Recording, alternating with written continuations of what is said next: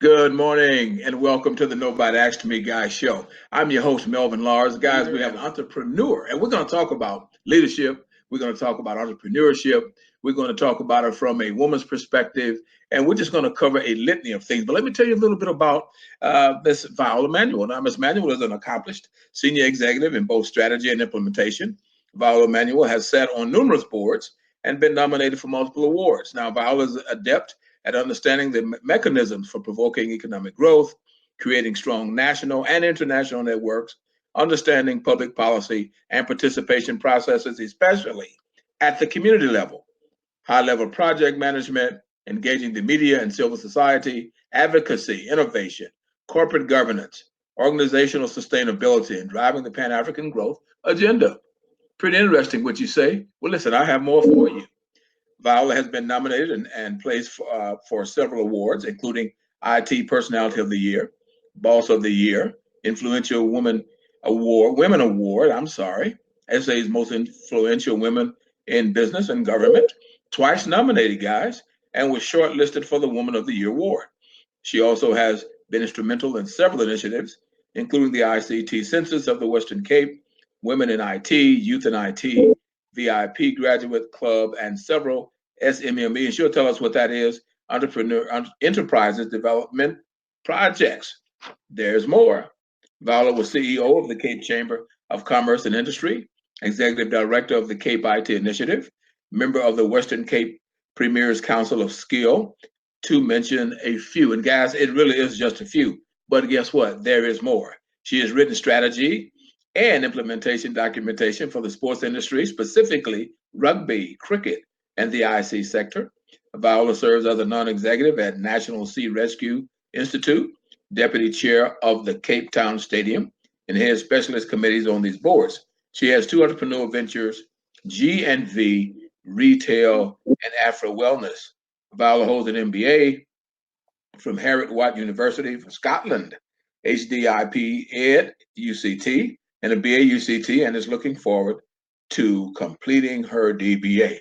Now, moms, especially, and real dads, you'll appreciate this. She is very proud of her most challenging lifetime role, and that is to be the best mom she can to her 10-year-old son, Shay. Good morning, Viola. It's a blessing and a pleasure to have you as our guest this morning on the Nobody Asked Me Guy show. Thank you so much, Melvin, and welcome to all the guests and everybody that's tuned in today and everybody that's going to watch the show. I'm really looking forward to our engagement. Fantastic. Well, listen, as we talked prior to coming on the show, I told you I just like to start conversations, and you've told me so much interesting stuff, and you've shared so many things, and I just like to kind of start us off with pertaining to business. What is your passion? Well, my passion's changed, as with most of us, as we evolve and as we change, our passions change. And, there's always been this question about, can women actually have it all? And, whenever I speak, I say, the wonderful thing about being a woman is we get to define what the it is. So, you for when you're much younger, and this is my generalization, but when you're much younger, your passion and your it is pursuing a career, establishing a brand for yourself, allowing people to know who you are and, just what your strengths are and where you could serve, where you could best serve. And then as you get older, as you become a mom, your passion changes to just trying to keep everything together and just trying to, create some kind of work-family balance. And then, of course, as you get older, fewer things start to bother you. You start to cruise a little more. And so your passion changes. And right now I'm in a space where my passion really is to make a major contribution to really start looking at the women's social and psychological issues in business. That's really where I'm finding a lot of joy and a lot of success and fulfillment at the moment. And of course, my son being 10 years old, starting to get to that stage where he needs mom a lot less.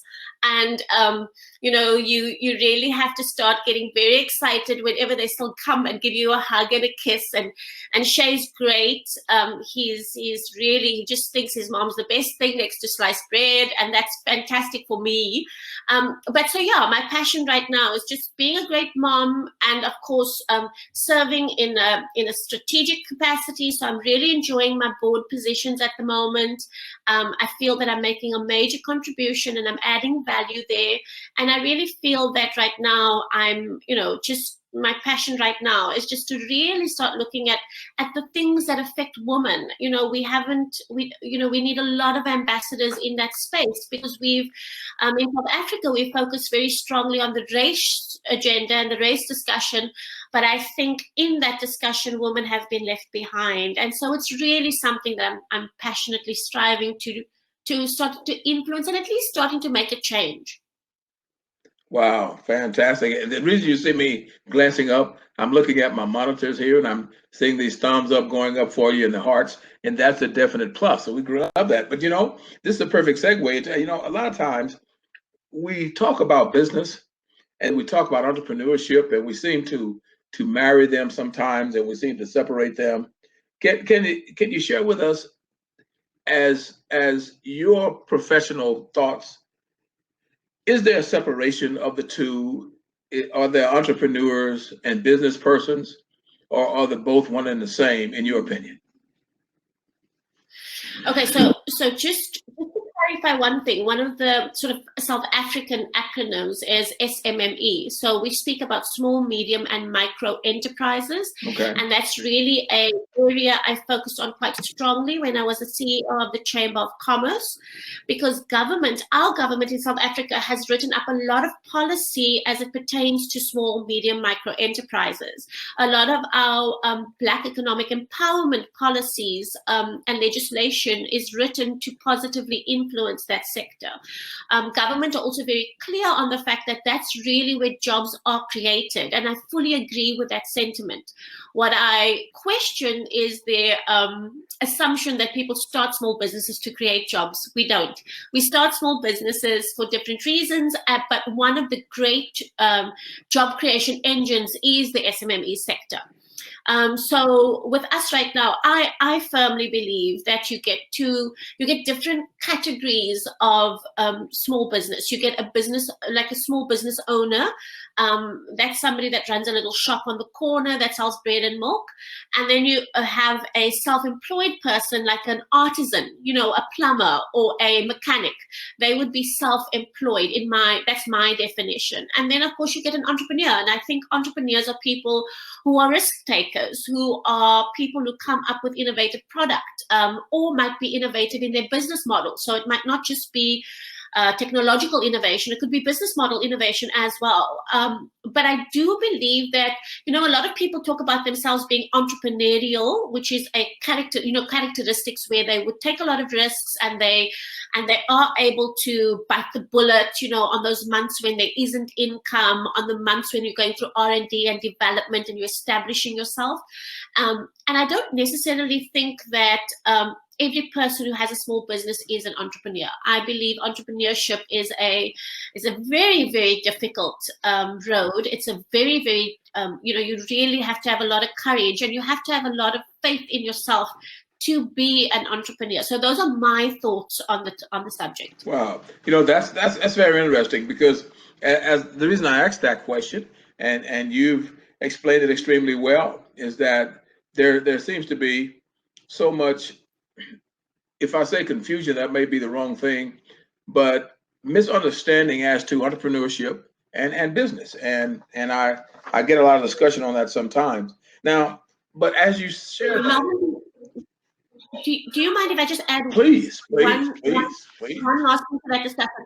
I also believe that you get UCT, the University of Cape Town, does an amazing study. Their Graduate School of Business does an amazing study on entrepreneurship in Africa. And one of the things we've looked at is the fact that you get two types of entrepreneurs as well. You get opportunistic entrepreneurs, and then you get necessity entrepreneurs.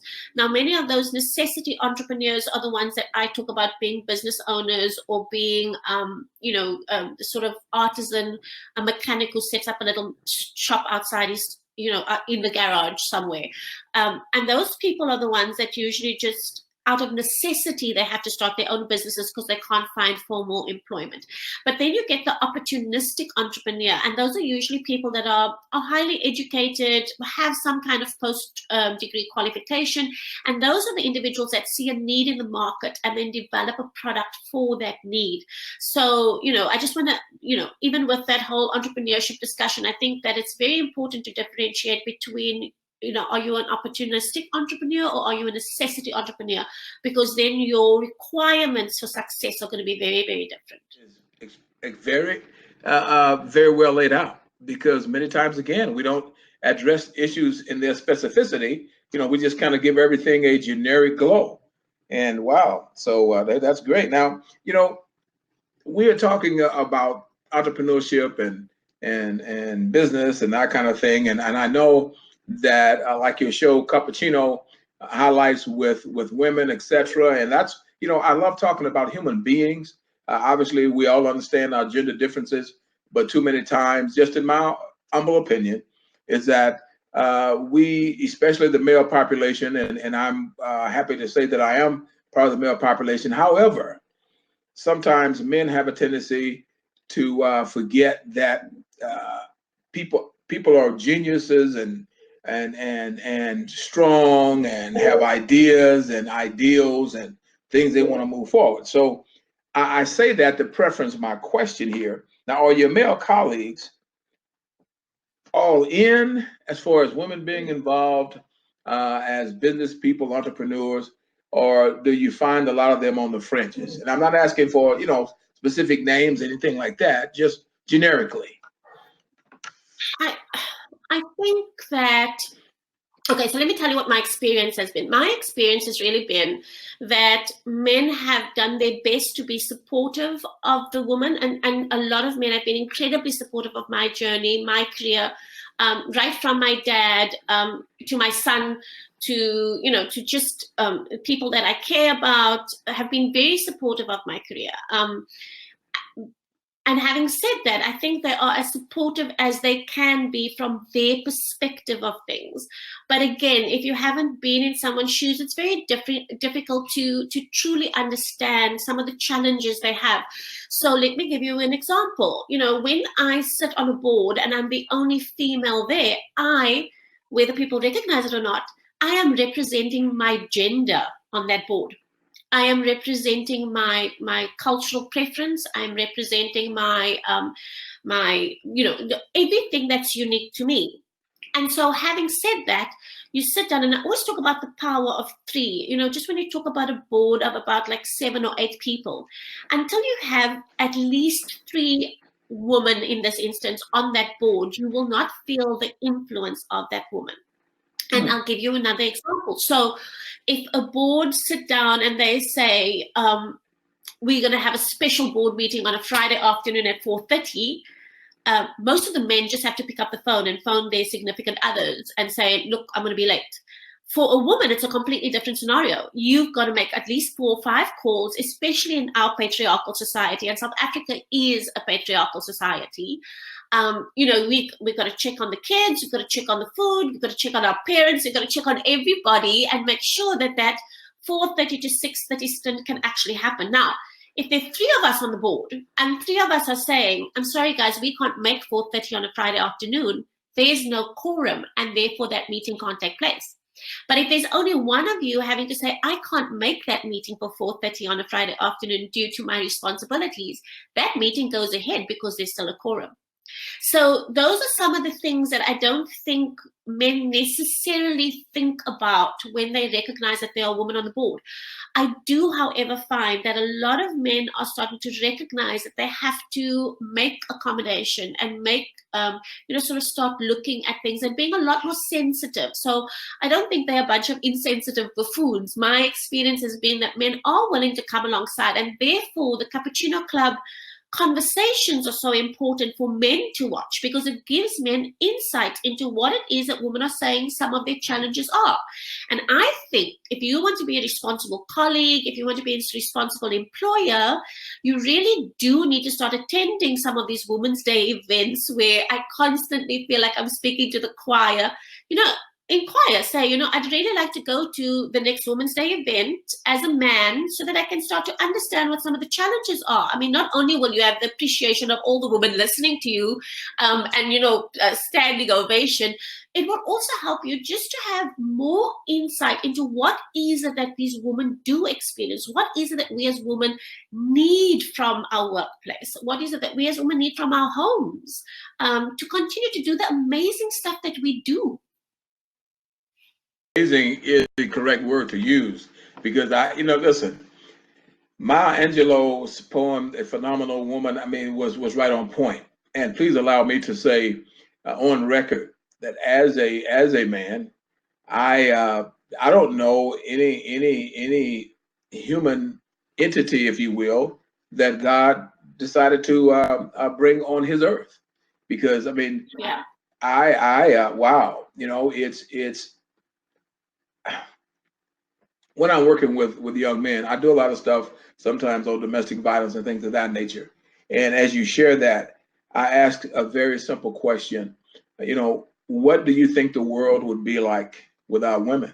If somehow you were born under a rock, or you were produced by a plant, and then all you saw was men, what do you think the world would be?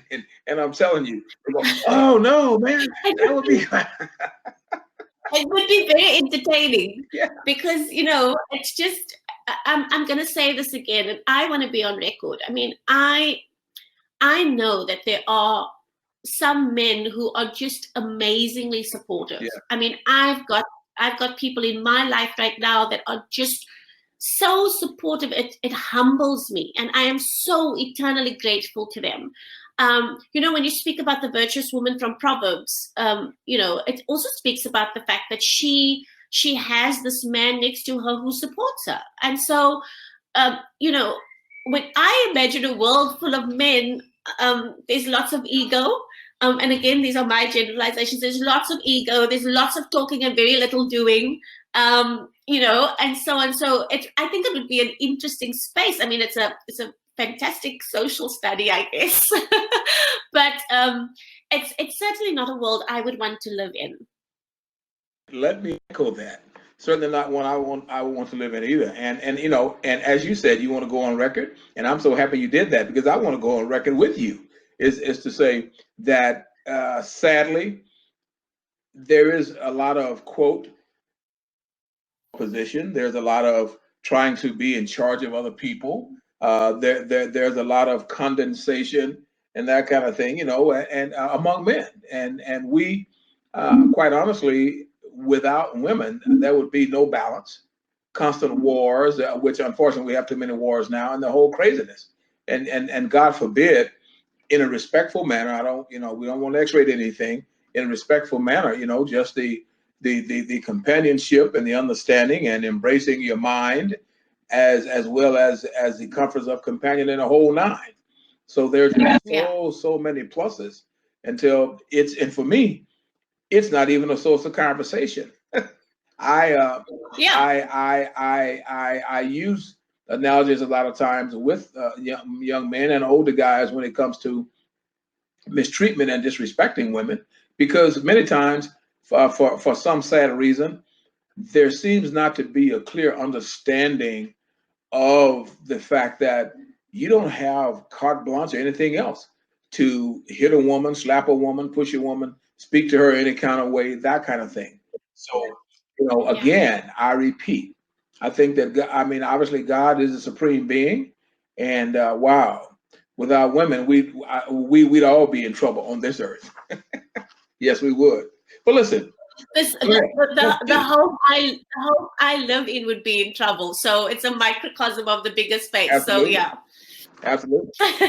But listen, let me ask you this now. Are there specific kinds of businesses, and as we talk about men and women and the importance of us all and how supportive we are and that kind of thing. So again, as you share that, as we both understand about men, we always, sadly, and I speak for me and many other men that I've observed, just as you stated, in my experience, and we have a habit of trying to put people in boxes. So this question speaks specifically to that. Now, are there specific kinds of businesses that women should pursue?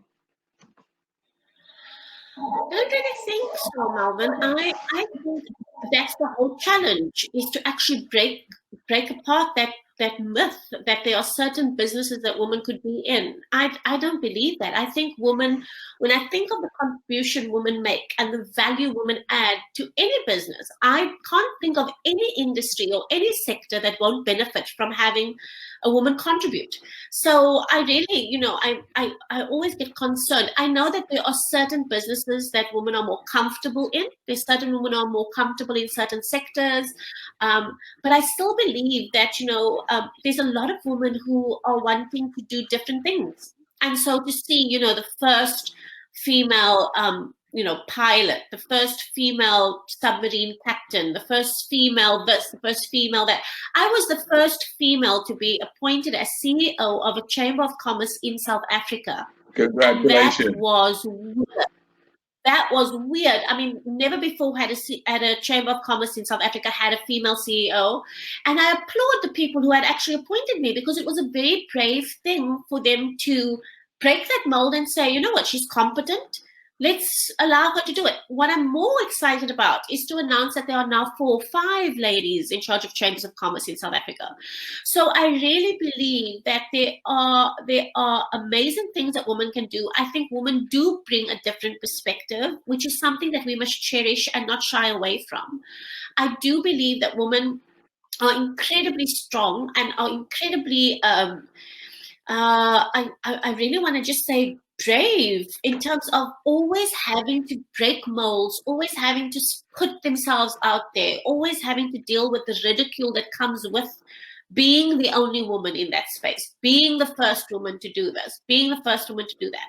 And I applaud women, which is really one of the things that I want women to understand, that there's very little that we can't do, very, very little that we can't do, and that we must exercise that choice as much as we can.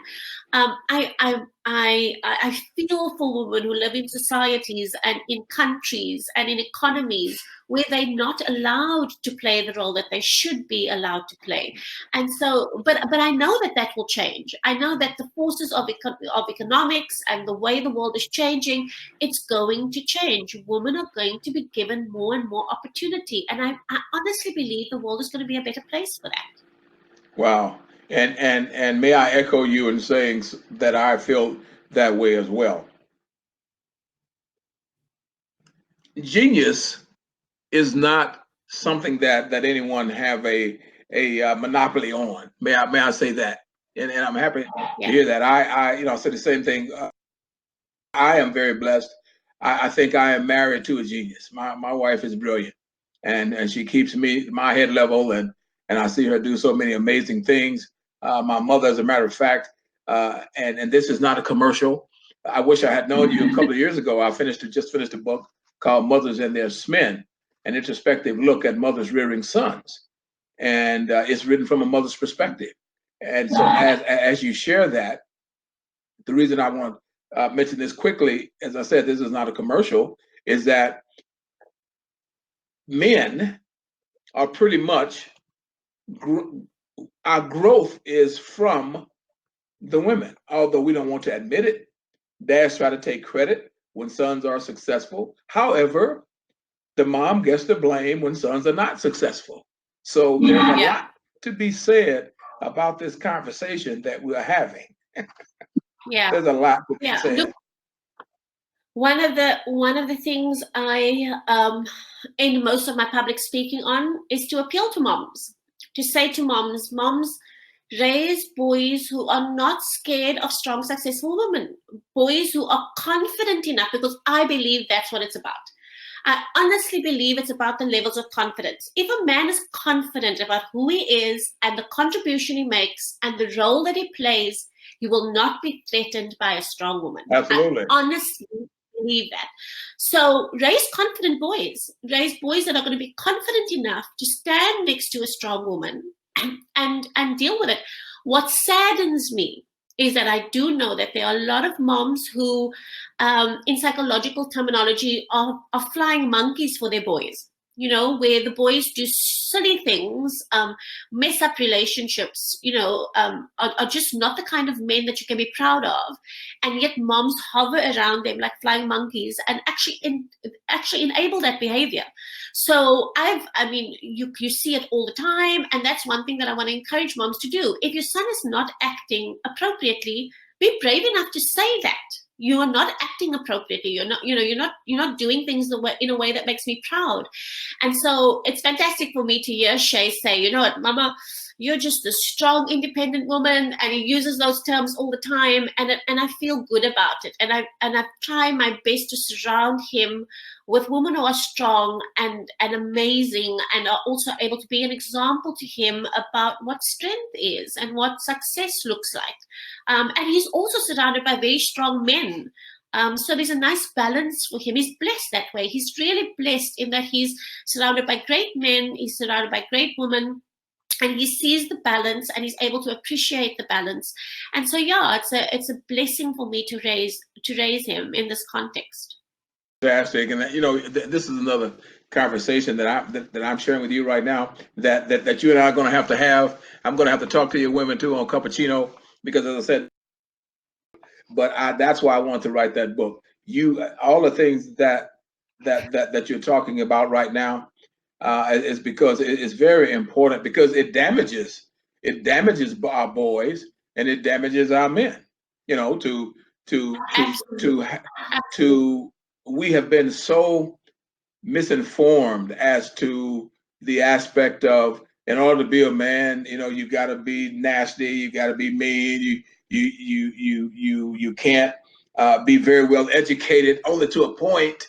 It's nonsense. You can't be sensitive to things that happen. No, it's nonsense. So I love what you are sharing, and I'll take it a step further. Please allow me to. I often laugh when I'm talking to men like that, men in general, because being a person that was blessed to be a physical specimen, championship boxer, star football player, etc. All these guys is doing all that talking. I say all the time, even to mine. I don't have daughters, I have nieces. I say, all these guys. When you get these guys in a room with other men that they know are dominant men, it's a whole different story.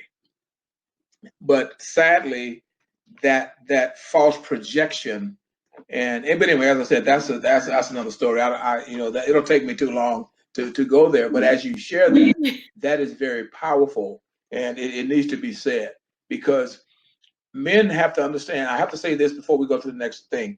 Men have to understand very simply. You have moms, you have sisters, those that you have. Anyway, you know where I'm going with that. So I do. Just to allow ourselves as men to manipulate and to mistreat any human being is bad enough. But then when you start manipulating and mistreating and disrespecting the very core of the world, which is the woman, whether men want to admit it or not, now that is horrific. It is. It's horrific. But anyway, that's another story. Listen, let me ask you this. Now, what, in your opinion, is the difference between a business person, and we touched this earlier, and you talked about it really well when you told me the two types, etc. So technically, you already answered that question, and I guess what I'd like to do here, since we're talking about that, and since you've already answered that question, maybe I can, if you allow me to reform the question. When you are working in your chosen profession that you're working, do you often encounter individuals many times that are engulfed, I'll use the word engulfed, in business, but consider themselves entrepreneurs? Do you have that experience often? You do.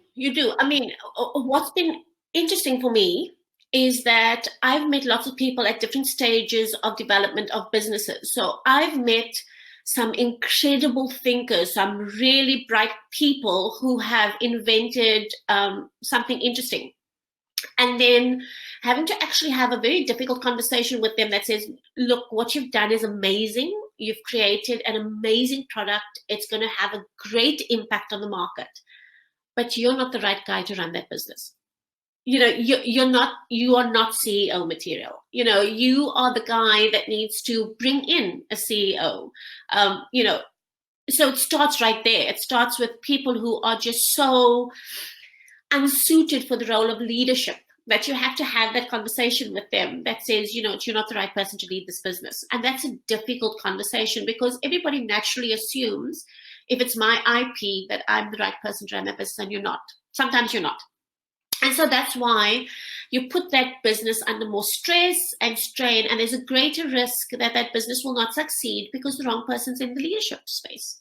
So, and then you have other individuals that I've met who are brilliant at what they do, especially the technical aspect of things. They execute really well. But their biggest challenge really is the fact that they are not able to, how can I put this? They are not able to lift their heads off that page and actually look at their business in the context of that economy. So what will happen is they are so focused on running this business that they don't realize that that business is going to develop within a context, and that they don't have I don't think that they have the motivation to lift their heads and actually look at the context in which that business is happening and growing and developing, and therefore they should actually make adjustments to that strategy. So I find that very often with those businesses, the opportunity for incubation is really great. The opportunity to bring in a business mentor is really great, because those are the people that will look and see the context and actually help you.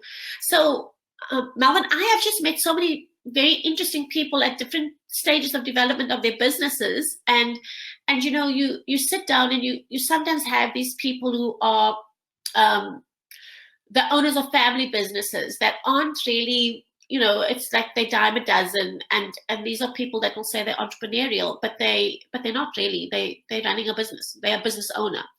And I'm quite sticky about that, because I think, you know, even with my two entrepreneurial ventures, they're quite they've been quite challenging, because, you know, I've had to look for a gap in that space. And so Afri Wellness, for example, is a business that looks at taking Khoisan products. So Khoisan is one of the tribal groupings, the indigenous people in South Africa, and they really had the most amazing beauty products and health products. They used a lot of what we call fynbos, which is a very unique plant species to South Africa. Many Americans might know one strand of it called rooibos, and we usually have it as a tea. Directly translated, it means red bush. And rooibos is a fantastic product. And so we've been able to take a lot of the beauty products like hibiscus powder, bentonite clay, green clay, all the products that indigenous people use, and actually start marketing it to the rest of the world. Now, to me, that's entrepreneurial. You know, there's risk involved, there's introducing it to a market, there's identifying the gap within the market, there's doing market analysis, market segmentation. So all the things that we speak about in terms of developing a business, you have to do all of that. And I respectfully say, if you are an HR practitioner, for example, you've been with a big corporate for 20 years, you've brought over five customers have followed you, and you continue to just do that, I don't necessarily see that as entrepreneurial. I see that as business ownership. See, that's interesting, because rarely do we ever get those two put in their proper perspective. And you've done an excellent job with that, and I'm so happy that you're sharing that with us, because I'm telling you what you already know. If you were to ask 200 people that if entrepreneurship and business were one and the same, it's been my experience that 200 people will say yes. Yeah, that's been my experience. Yeah. So wow, that's great. Well, listen, I don't want to keep you all evening. I know you've had a long day. You've done a wow. We're so happy that you're here. If you will, please, if you will share with us. Well, first of all, do you have any closing comments that you like to share? Yes, I first of all want to thank you for this opportunity. I've thoroughly enjoyed this conversation. Anytime that I can find a platform to continue to advocate for women and do my best to represent what our challenges are, I grab it with both hands. So, you didn't have to convince me to come onto your show. I've watched some of the work you do, and I think it's great. And I really believe that the more conversations we have about things, the more insight people get, and the more we can contribute to educating people. My sort of closing comments is that I come from a beautiful country, South Africa. I live in the most amazing city, Cape Town, and it's really about contributing. It's really about wanting to add value. No matter where you are in your life, the idea of selfishly cocooning yourself because you've got more money than everybody else, or you've got more contacts than anybody else. I honestly believe that if every single one of us can just find that one space in which we serve, unselfishly serve, I think the world would actually be a much better place. And it would, it's not something that's difficult, and it's something that's available to all of us to do. That's powerful. That's powerful. Well, listen, Ms. Viola, Manuel, it's been a blessing, quite honestly, and it's certainly been an education. And anyone that watches this and all of our viewers, thumbs are going up, the hearts are going up, and they love what you're sharing, and that's just great. But it's certainly been an education, and we're just so happy that you're here. If you will tell our viewing audience how they might contact you if they're interested in. Okay. So the best way to contact me is via LinkedIn. I'm on LinkedIn. I will give you my email address. It's Viola C. Manuel. So it's spelled Viola CMANUEL, and that's all one word. No caps, @gmail.com. Those are my contact details. And if you would like to watch the Cappuccino Club show as well, it's spelled CUPP, so not Kappa, but Cappuccino Club.